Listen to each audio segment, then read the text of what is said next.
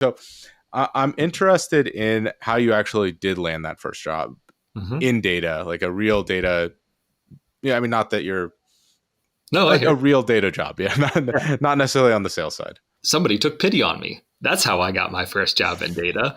I had taken the sales job and I was just miserable with my life. And like I said, with the boot camp, we had been hanging out with all the people who graduated. I was still talking to them every month. We got together and had lunch for a good long time.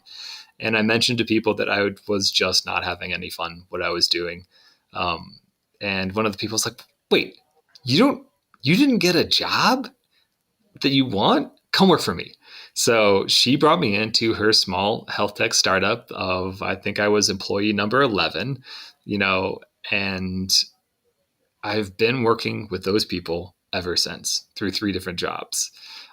Just I cannot thank that one person, Jordan, for taking a chance on me and saying, "Yeah, I think this guy's got potential. He's underutilized right now, and we could use him."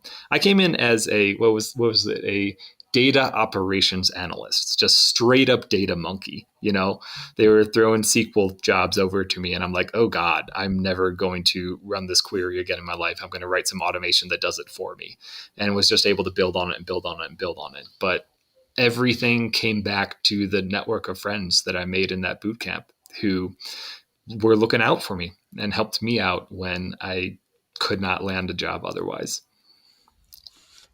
You know, again, I think that is so powerful, that the network of friends. And we talked a little bit offline about how a few people in your life usually have a disproportionate impact on the outcomes of your life, positive and negative. If I have a friend who's a drug addict and they get me involved with drugs, that one person Yeah.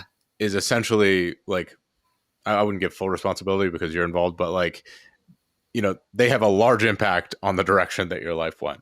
Yeah. On the other hand, if you have a friend like your friend Jordan, where she was able to get you this opportunity, and it started this sort of avalanche of upward mobility, opportunity, whatever it might be, that to me is incredible. And I also think that there's something beautiful in that, in the sense that she probably knew you better from the experiences you've shared, that allowed her to say that this wouldn't be a risk to the company. This wouldn't be a bad thing to do. Mm-hmm. It's because you invested in those relationships that you were able to, well, in some sense, you were able to transition like you did. And a lot of the times we write off people because they're not necessarily valuable to us right now, right? And we're not invested in like creating relationships. We're not invested in like having friends. Some people get really, really nose down career motivated.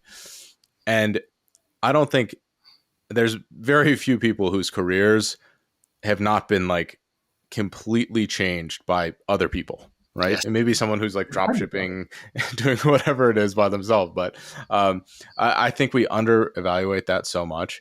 And it's really important to foster those relationships, continue those relationships, identify the people that are you're going to bring up and that are also going to bring you up, because they might be the single linchpin that helps everything cascade forward. And you never know who it's going to be, right? You never Yeah. know who it's going to be.